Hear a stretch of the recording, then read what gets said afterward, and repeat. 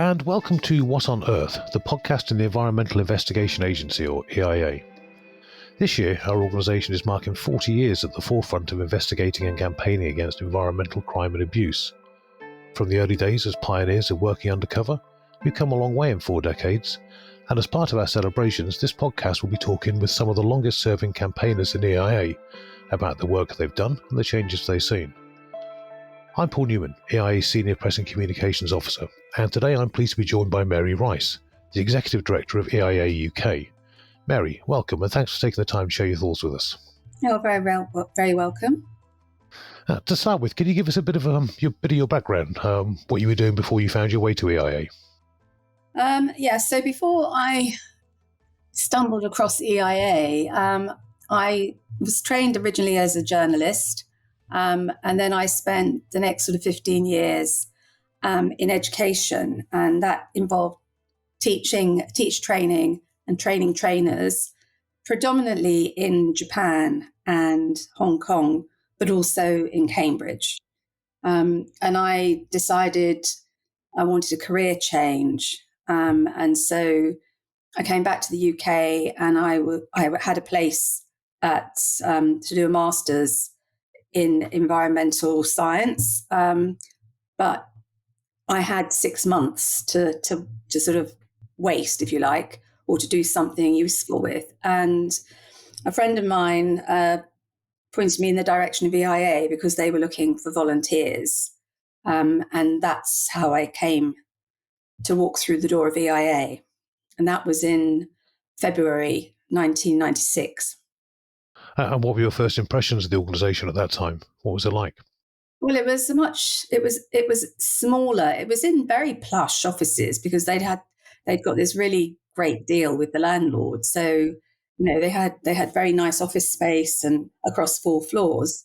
It was relatively small team of people. And at the time, the number of campaigns was quite limited. There were elephants, tigers was just beginning. The forest work was just beginning. Obviously, whaling and small stations was ongoing. But at the time, it was one of these things that it was all hands on deck for a lot of the sort of things. So if there was a conference coming up, everybody was involved. Uh-huh.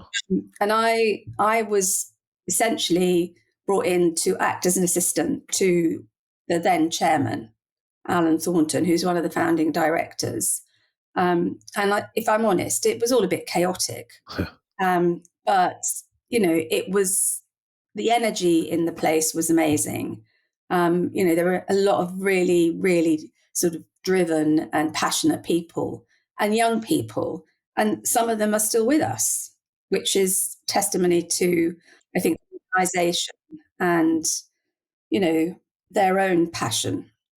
And when you mentioned it, obviously, when you joined as Alan's assistant as a volunteer, how long did that period last for until you were kind of taken on? So I was probably offered a paid post after about 3 months. And then I went through a sort of period of being promoted to then head of development. And I was responsible for some of the fundraising with the statutory and trusts and supporting the executive. We had a supported services, unit who were self-contained. And at the time, EIA had a lot more unrestricted income coming through the door through membership initiatives and merchandising. So we've changed quite considerably over the years. And now most of our funding is from a restricted source through statutory or private trusts and foundations, and a smaller amount through unrestricted income. So yeah, it's a very different organisation now. Yeah. You mentioned obviously a lot of what you're doing was in the operational side of EIA, but you're probably best known outside the organisation for your work fronting our Elephants campaign. How did you come to transfer across to that? So the first time I was sent out into the field for EIA was, I can't remember, it would have been 1996. So it was towards the end of that year, and I was sent to Mozambique, essentially on a fact-finding and filming mission. We had this big event coming up, and they wanted to film to sort of showcase the work that we'd been doing at the Elephant Rehabilitation Reserve in Maputo in Mozambique. So that was the first time I went out in the field for EIA. Shortly after that, though, and then I was sent to lots of different conferences. So I became, I started understanding what was going on in the elephant world. My first experience of the polarized debate and argument around the elephant issue was at the 1997 CITES meeting in Harare. Those meetings can be really quite toxic and hostile. So it wasn't a pleasant experience. And it was at that point that the international ban was slightly diminished because the parties agreed to allow 3 countries to downlist their elephants in order to sell their stockpiles. Shortly after that, I got the opportunity to go and do some research and photography in Namibia. So I essentially left full-time employment with EIA and went to spend time in a very remote part of Namibia to do the photography and research for a book, which was then published subsequently. But I also, during that time, I did little bits and pieces as a consultant for EIA. And a lot of that involved looking at elephant-related issues and illegal trade and poaching. And that's really where my involvement in the elephant issue formally began. Then after 3 years, I came back to the organization, and that was in 2001. And then since then, I've held a number of different positions in the organization. So when I came back after Namibia, I was made head of comms and special projects. I wasn't formally working on the elephant campaign at that time. We had an elephant campaigner and we had some investigators working on it, but I became increasingly more involved in some of the on-site field visits and sort of outreach and engagement with governments. So from about 2002 onwards, I became more formally involved in that arena. But I was also involved in some of the cetacean work, attending the IWC, for example. I did a little bit of work with the forest team as well. So I was head of comms, and then I was briefly head of campaigns, and then we changed, the organization changed, and I became the executive director, but also leading the elephant campaign because we didn't have the staff at the time or the resources to sustain a full campaign. So that was an interesting period. For a while, the elephant campaign was hibernated, which is unthinkable actually at the moment when you think back now to our successes. Hibernated because of a lack of available funding, obviously not because the issues were any less pressing. No, just because of the lack of funding. But thanks to other staff and the campaigns director, we managed to keep the campaign alive, and we managed to secure little pots of funding to help us to do some activities, and often piggybacking on the back of other work. I think a lot of the work was piggybacked on the back of a significant amount of work we did around the construction of fences across Botswana. A very dry topic, but basically the Ministry of Agriculture wanted to create this massive cattle fence across the Okavango, which would have stopped the migration of some key iconic species and some key migrations. And we were asked to be involved and to assist what is now the Ministry of Environment in Botswana through access to the EU. So we used the Joint Parliamentary Assembly of the EU, African, Caribbean, and Pacific nations to prevent the construction of the fence, which we did. And it was interesting because on the elephant issue, EIA and Botswana are not great friends. But on the fences issue, we were the best of friends. So it was an interesting exercise in how you can work to your strengths, agree to disagree on some things, and work together on the things where you have common sort of aims and desires. And I guess that's all about establishing relationships with government entities and other bodies so that you can do better work down the line together. Yeah. So, a lot of it is about building relationships of trust, frankly. And I think that is a fundamental building block of the work of EIA is campaigners and, members within our operations team as well, and the comms team and the fundraising team. They build relationships of trust that enable us to sort of be open and honest, and to assist. Sometimes we have to be the sort of the front, because you're dealing with countries, for example, that stop civil society from having a voice. So that's quite difficult spaces to work in, I guess. Yeah. So if you're working in a country where civil society is challenged because the government doesn't want them to speak their truth, then EIA can be the proxy. We can be the bad cop. So I've often heard that used in my time at EIA, that there's good cop, bad cop, and we're usually the bad cop because we're deemed to be in a position where we can speak truth to power. I guess to some extent because we're not actually leveraged within the countries in which we work. Often we don't have expensive grant projects and officers out there, so they've got nothing to really hold over us to tell us to shut up. Yeah, I think it's a deliberate decision not to have in situ programs, because there are, we have come across examples where some very well in NGOs, international NGOs, have been gagged, in country, because if they actually released information that they had available, and for example, Tanzania was a case in point.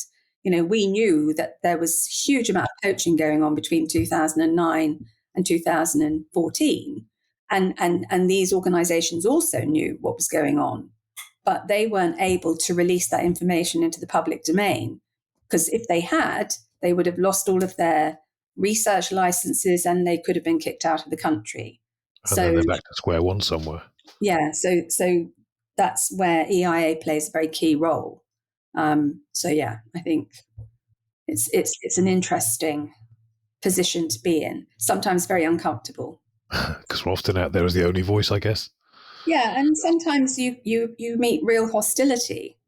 I've been threatened by, senior government officials, and shouted at and screamed at. So, that's a difficult position to be in. Well, that brings us on to the next question, really. Given that you've been wearing so many hats in your time with EIA, what have been the most vivid memories of working for EIA? And it doesn't have to be a time when someone was shouting at you. No. Well, I think being threatened with a highly venomous snake does stick. Oh, really? Yeah.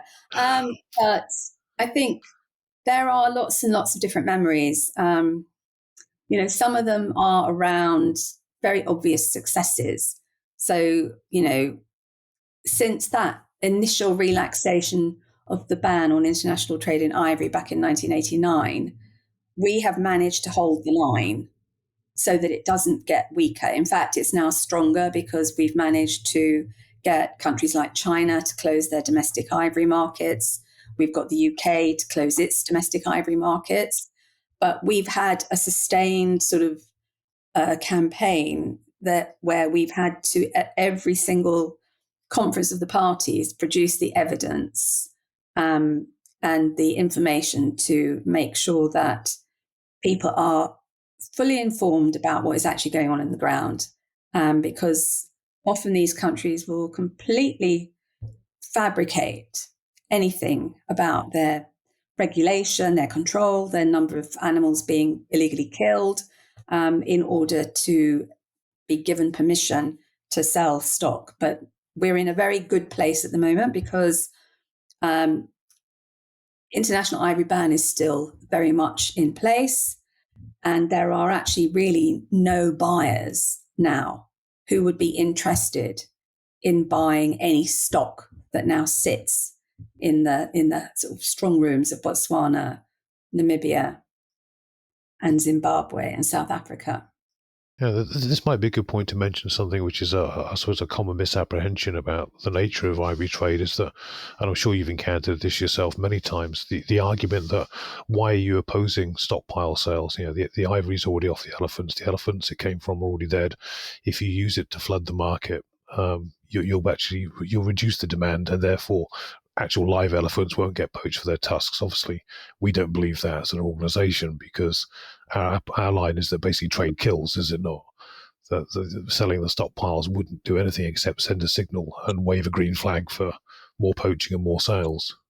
Well, there is evidence to support that, and also the argument is that if you sell the ivory, you can use the money, the revenue from that sale, to put it back into conservation. But in the two sales that have occurred between 1999 and 2008, I think I'm just losing track of the years, but there's no evidence that money was put back into conservation, and those countries are not compelled to tell everyone what they spent the money on. So we know that it doesn't always go back into conservation, if at all. We also know that by selling the ivory legally, you are effectively stimulating demand. So, if someone sees ivory legally available, then people think, oh, this is okay. And when China and Japan were given permission to buy during the second one-off sale, what happened was that, yes, they bought 50 tons of ivory and they were allegedly going to flood the market, but they didn't flood the market.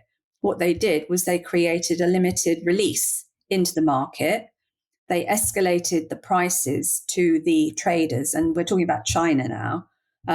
So the registered traders found themselves having to pay anywhere between $600 and $800 a kilo for this ivory that the Chinese bought for $150.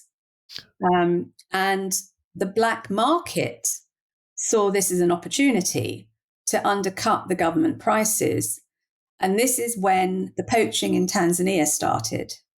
So, it had started slowly in the sort of early 2000s, but by the time it got to 2009, you were losing multiple elephants every day in one particular area of Tanzania, the Selous Game Reserve. And in the space of 5 years, the Selous Game Reserve lost over 60% of its elephants. All of that ivory went to China. And we documented that in the report that we produced called Vanishing Point. Obviously, the successes in terms of closing ivory markets have been quite notable. What other major successes have you noticed on your watch the EIA has played a major part in? So I think we played a major part in helping. There's a small organization in Zambia that we first encountered back in 2001. And they were really, just a bunch of local people who pulled together to try and tackle what was then a snaring issue in South Luangwa National Park. So they'd kind of set themselves up. They call themselves RATZ, RATZ, Rapid Action Team Zambia. But obviously, they were filling a huge gap, and they were being funded predominantly by the tour operators in the area. So we spent some time with them in 2001 and 2002. They were, in fact, instrumental in helping us to expose, this whole syndicate that had been operating out of Zambia and to Asia, which resulted in the Singapore seizure back in 2002.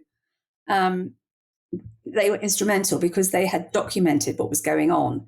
And so what we were able to do is help to get them seed funding to set themselves up properly.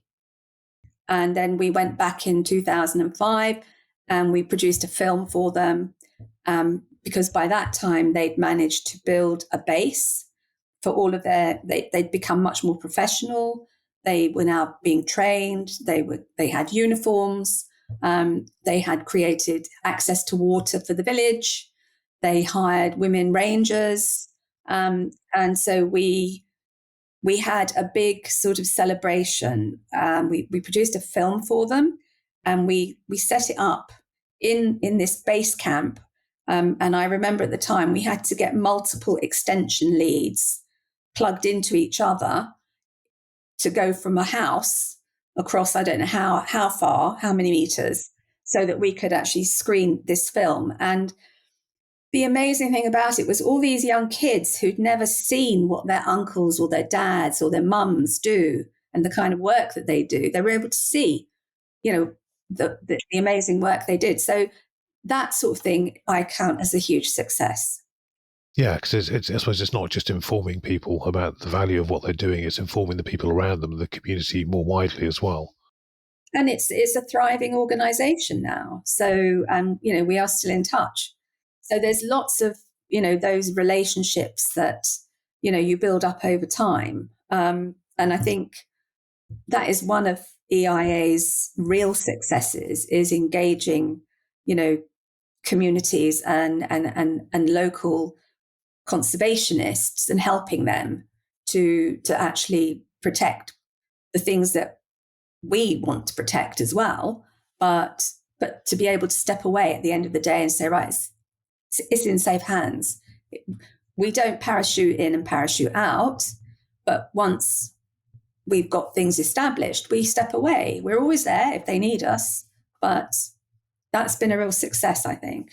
It's one of the things that's often said about us is that we're boots on the ground, and although a lot of people might interpret that in terms of we're there undercover and we're scoping for information, the reality is we're often building bridges with other NGOs, with government departments, with communities, as a better way to further our work. Yeah, and I think there's a kind of investigation is central to our name, but investigation covers a whole range of things. And obviously we've become much, much more professional as an organization. We're bigger. We've now got dedicated people who are there. They have the skill set. If you think back to when I first joined, we didn't have internet, or we hardly had email. So all investigations are founded on having a really accurate situational analysis and understanding what's going on the ground to inform what you need to do to uncover, to expose. So a lot of the investigative work is actually going out there and reaching out and talking to people and finding out what's going on and documenting that, producing that into a kind of analysis. And then the actual investigation, subsequent investigations that might take place, are all informed by that information. A lot of that now we can do online. We don't have to do the big field visits that we used to do, which, is a shame for younger staff, because I feel like they've missed out, because that was one of the best things about being able to, do the work, because it was often very uncomfortable and you weren't staying in nice places, and it was a lot of rough traveling and perhaps upset stomachs and awful food, but you got to see things that you wouldn't have done otherwise, and to meet people. And I think that's the other thing that's, for me, the best thing about EIA is the people that I've been able to meet. I've met the most amazing people, from well-known people to people on the ground who are just doing their job, who are absolutely inspirational. You've been with us for on and off, allowing for the odd sabbatical here and there for the best part of 30 years. What changes have you seen yourself in the nature of environmental crime in that time, and how has the organisation adapted to meet them? I think probably the sort of increasing involvement of organised crime. I think, with the sort of advent of the internet and social media, and easier communications, and I mean, the world has shrunk. It's easier to move around. It's easier to travel. Although increasingly now we're going back the other way. So, with bureaucracy and Big Brother and, closed circuit television and and China and all of its sort of, controlling sort of strong arm. This is the fingerprint scans and facial scans as soon as you arrive in the country, so you're just in a database somewhere. Oh, they've got glasses as well where you can, it's quite extraordinary. But I think increasingly it is very organized, and it's an enterprise, it's a criminal enterprise, and often the criminal organizations involved in ivory are involved in pangolin trade, in timber trade, in gemstone trade. They might be involved in firearm trade. It's a commodity. And, the markets, the demand for these products tends to be in Asia. And so the criminal networks tend to be Asian networks. But they do operate as well with the support of people in the countries in which they work. They do need that kind of support. So, for example, when we were doing the work around Vanishing Point, it was a culmination of almost a decade of investigations. But essentially, what we were able to sort of expose was, yes, it was run by Asian organized network, but they had people in their employ or their buy. There were corrupt customs officers, there were taxi drivers, there were people moving the goods around, and those were all Tanzanians. There's a whole network around the actual organized crime gang. Yeah, and I think crime gangs anywhere will exploit where there is weak governance, and corruption. So it's they're very adaptable. So when they think that they have compromised themselves or they feel like they've run out of goods to access, they'll just move somewhere else. So overall, do you think the secret of EIA's success over the years, is there a secret to our success over the years, or is it down to just sheer tenacity and staying the haul?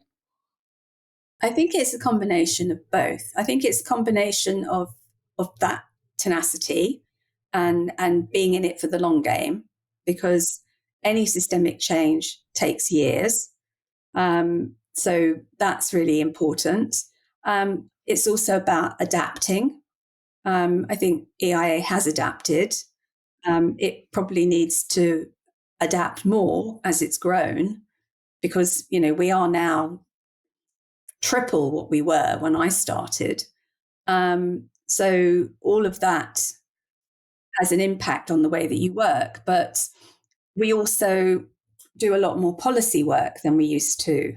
And we have a lot more kind of varied skill sets within the organization. So we've got ex-enforcement personnel, we've got ex-filmmakers, we've got lawyers, we've got scientists, and we've got biologists and journalists.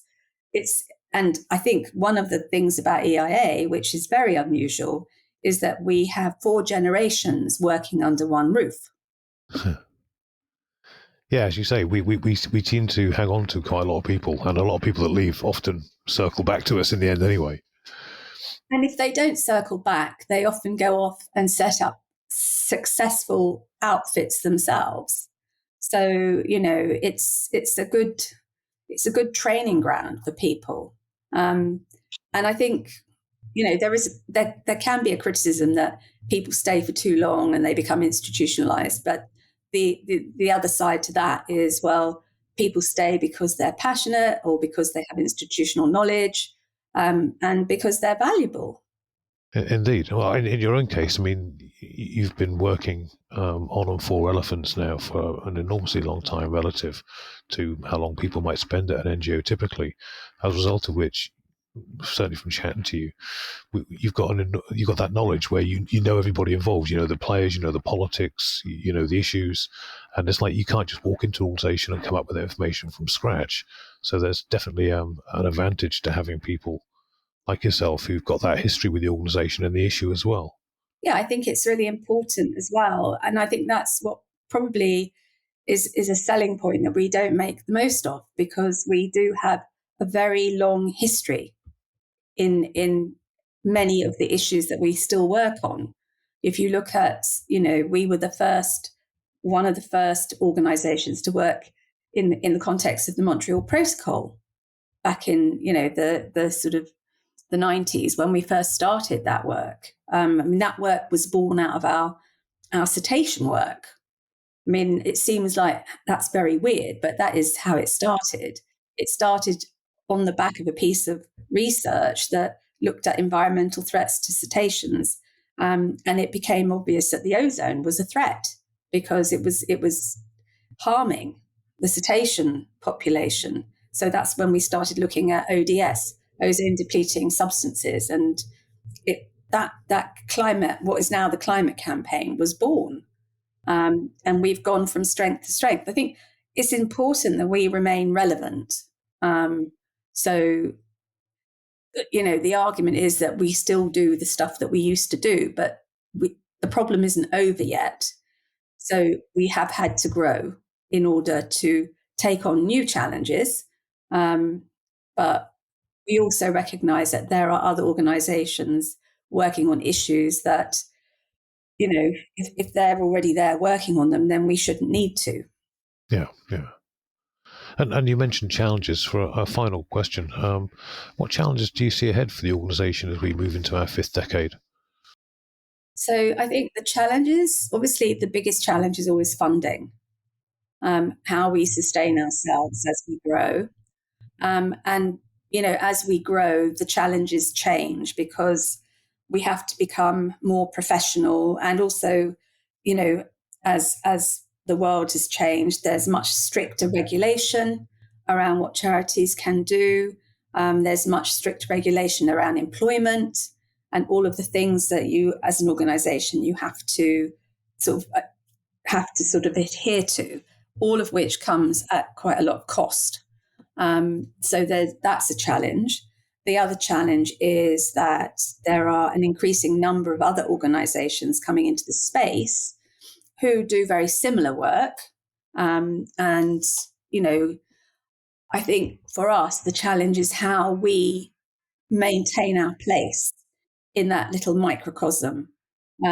Because we do have, it's actually more than 40 years because the founders were working on these issues before they actually set up EIA. That's right. So although, it is formally 40 years, it is longer.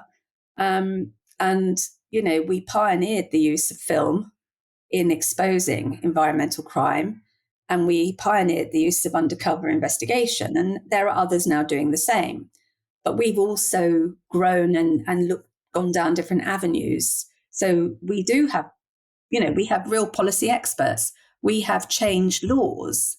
The investigation is a small part of the toolbox required to sort of influence and, encourage change.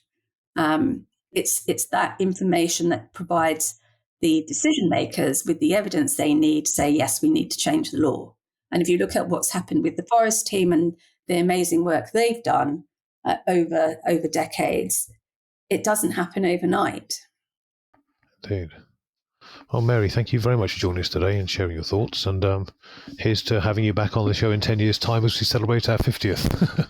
Sure about that. Now, if you've enjoyed listening to this podcast, please watch this space for future episodes and check out our website at eia-international.org to find out more about our work. Thank you for joining us, and wherever you are, stay safe out there.